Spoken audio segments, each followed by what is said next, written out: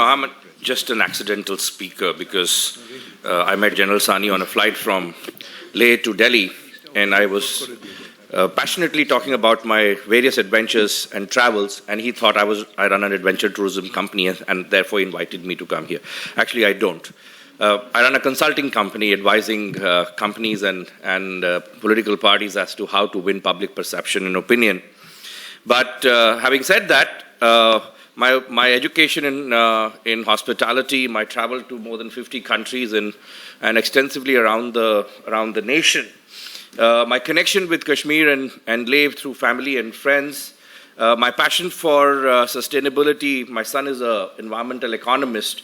I think sort of gives me some kind of a fresher's view, an outside-in view to maybe share my thoughts with this august audience. So with that, General Sani, thank you so much. Ranjit, my old friend, and Mr. Wattle.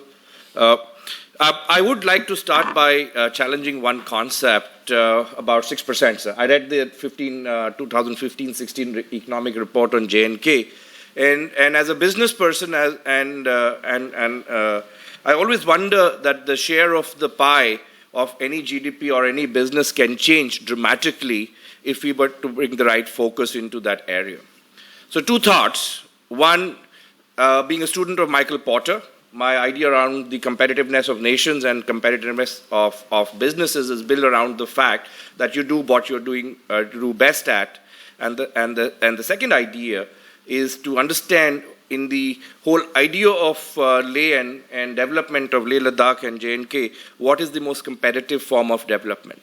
And since General Sani sort of brought tourism as a focus for my conversation, let me sort of think about that.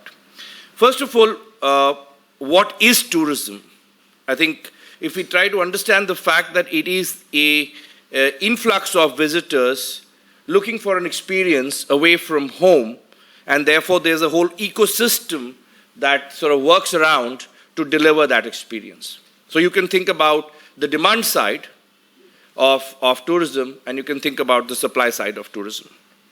And let's look at the most obvious, right? In terms of the fact that today only 6% of the GDP of the state comes from tourism, I believe that there is a path which can take into double or triple the relative contribution of the state GDP. It's no unknown fact that tourism is the largest industry in the world. And the reason why this is the largest industry in the world is because it's an asset-light industry. Let me look at 3 or 4 very specific areas that I want to talk to you about. Right? There can be resource-rich countries like Africa, full of nature, full of variety of experiences that various countries can offer, or they can be tourism in resource-deficient nations like the Middle East or Singapore, who actually have made tourism into a multi-million or multi-billion-dollar industry. So there can be different kinds of spectrum. Now, when you think about the 4 critical benefits that I believe tourism will bring to the economy, I will speak specifically around Leh Ladakh because that's where my experiences are more, both having ridden into the state and having trekked extensively inside the, in that area, and have spoken to some friends and family there. Look, from 5 critical things I want to talk about. One, the economic benefit, and what's delightful in this conference is the fact that everybody here is trying to see the whole elephant and not only the trunk and the leg separately, and somebody else's job is to put the elephant together. Often the challenge in policy making and development is that somebody is seeing the trunk and the leg, but nobody's seeing the whole elephant. So the idea about this as an integrated sort of platform for development from various streams is a tremendous sort of conversation. So I look at the economic benefit of it. We'll look at the infrastructure benefit of tourism. We'll certainly look at the socio-cultural benefit that tourism provides, the environmental impact and what needs to get done, but the most important aspect of it, what does it do to a brand identity or image of a state? Have we forgotten the God's own country and what it did to Kerala? So let me start by the 5th and the most important aspect.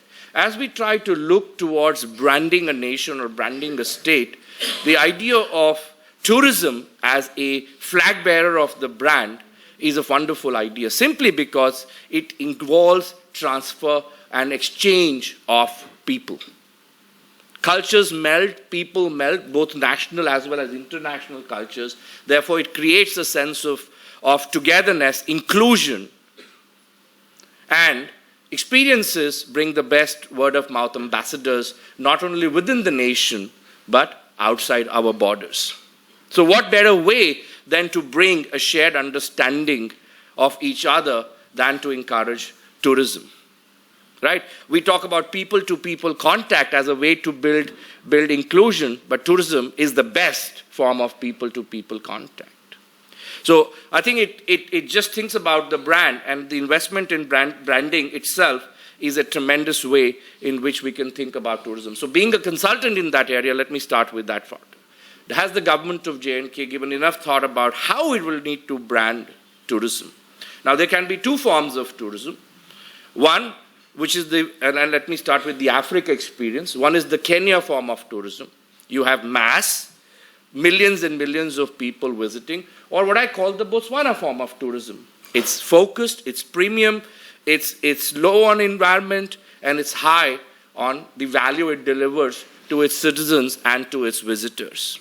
And let me sort of talk about that through a few benefits. Now, in terms of asset-light tourism, you don't need large amount of capital and investment because it's an ecosystem approach. It's a small investments in infrastructure, ancillary industries, and it'll sort of capture a range of the ideas that were discussed yesterday and today. Now, my visits to Leh Ladakh have clearly sort of indicated, and I've experienced it, it's a very fragile ecosystem. The biodiversity, the geography is unique. And when you couple it with a low density of population, mass tourism is absolutely a no-brainer, an idea designed to fail. If you want to find Lays and Kurkure packets on the trails of Changla or Shang, then mass tourism it is. But then we will go the Shivpuri way, which ultimately we had to shut down because we couldn't sustain the diversity or the ecology of that region. So that's, I think, an important aspect to think about. From an infrastructure aspect, we need to think about the fragility of this ecosystem, the biodiversity of this ecosystem, and therefore look at leveraging natural assets. The one thing that I enjoyed through my travels of Leh is the wonderful architecture. The use of natural material, mud, brick, crops for both summer and winter protection. I think it allows us to find a way where natural boarding and lodging infrastructure can be incorporated into the natural design and landscape. While we were driving through Leh, one of our friends pointed to a natural cave system where locals have used as refrigerators. It's a natural cave system, which is just a question of circulation of air. That's just a simple example of how we can use natural resources to create a tourism experience. That's one part of the conversation. So I think if we think about solutions, low cost, low investment, indigenous solutions are going to be important. I worked a lot with Ms. Amrita Patel at the NDDB, and one of the things that she championed as I worked with her was around producer companies. The transformation of cooperatives, which sometimes get politically hijacked, to producer companies. How can we create, and I think you alluded to the fact that if we want to create producer companies where private participation will be welcome, I think inclusion of communities will automatically benefit how we start to create small islands of excellence, and therefore not large investments, but small investments. Last